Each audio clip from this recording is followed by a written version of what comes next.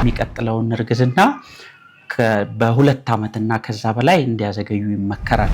የእናቶች ጡት ወተት ላይ ይዘቱም ላይ ወይም መጠኑም ላይ ምንም አይነት ተጽዕኖ አያሳድርም።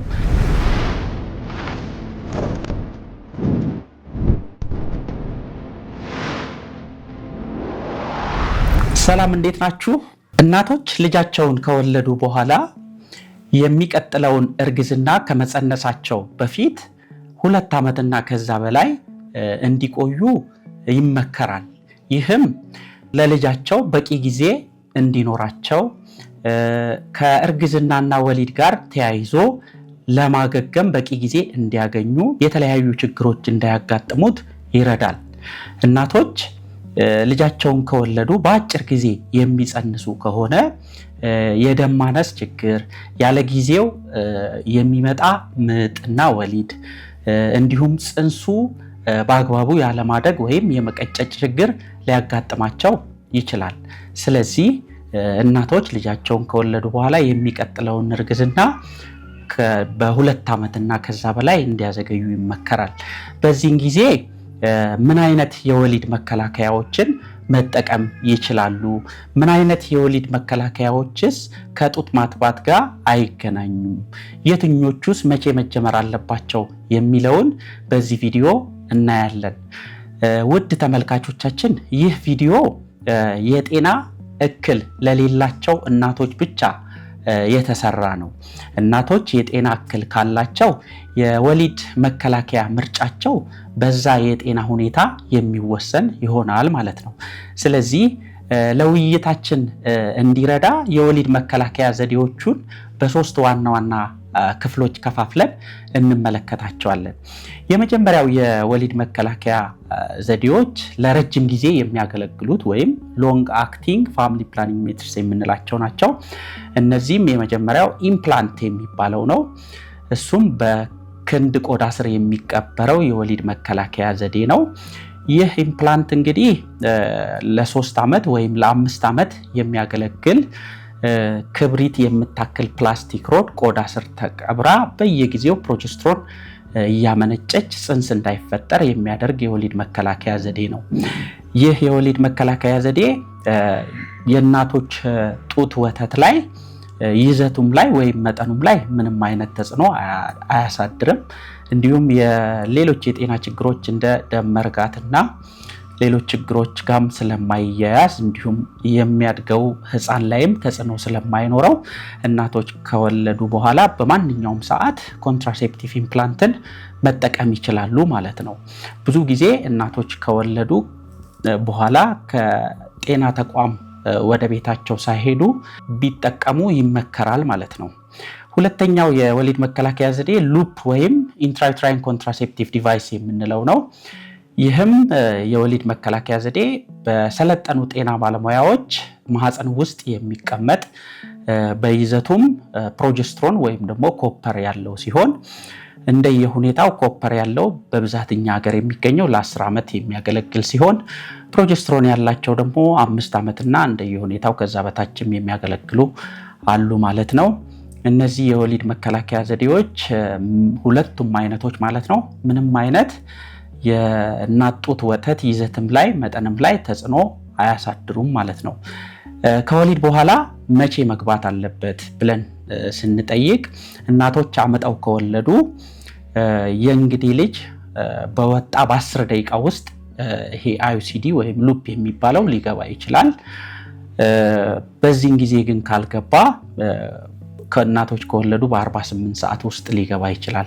በ48 ሰዓት ውስጥ ግን ካልገባ የግድ ከ4 እስከ 6 ሳምንት በኋላ መግባት ይኖርበታል።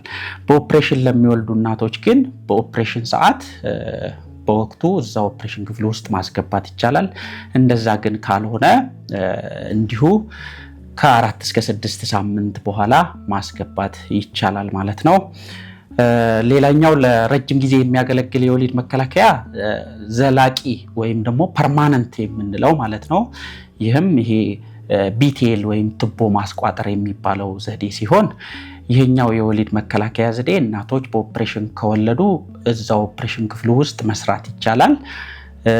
እናቶች ግን አመጣው የሚወልዱ ከሆነ በመጀመሪያው ሳምንት በወለዱ በመጀመሪያው ሳምንት ውስጥ በቀላል ቀዶ ጥገና ማህፀንን ትቦን መቋጠር ይቻላል ማለት ነው። ሆኖም ግን ይህ የወሊድ መከላከያ ዘዴ በእኛ ሀገር ነባራዊ ሁኔታ የሚመለስ አይነት አይደለም። ስለዚህ ይህንን ከመጠቀማችሁ በፊት የግድ ውሳኔ ያስፈልጋል። ብዙ ጊዜ እናቶች የቤተሰብ ምጣኔያቸውን በቂ ነው ብለው ባሰቡበት ልጅ ከዚህ በኋላ አልወልድም ብለው በወሰኑ ሰዓት የሚጠቀሙት የወሊድ መከላከያ ዘዴ ነው። ይሄም ምንም አይነት የጤና ችግር አያስከትልም።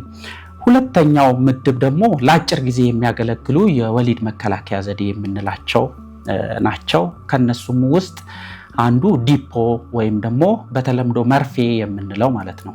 ይህ የወሊድ መከላከያ ዘዴ ዶፕት ሜትሮክሳይድ ፕሮጀስትሮን አሲቴት የሚባል ፕሮጀስትሮንን የሚይዝ ሲሆን እናቶች በየ3 ወሩ እንዲወጉ ይመከራል።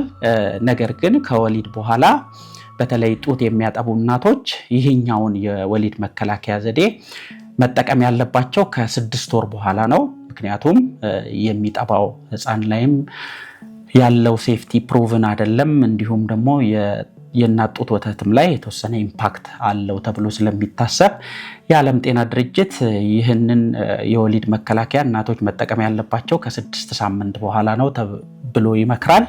ሆኖም ግን ሌሎች ጥናቶች ይህን መከላከያ ዘዴ እናቶች ከወለዱ ከ3 እስከ 6 ወር በኋላ ቢጠቀሙ የሚሉም አሉ። ምክንያቱም ሌሎች አማራጮች ስላላችሁ ማለት ነው። የማያጠቡ እናቶች ግን በወለዱ ወዲያው በማንኛውም ሰዓት መጠቀም ይችላሉ ማለት ነው።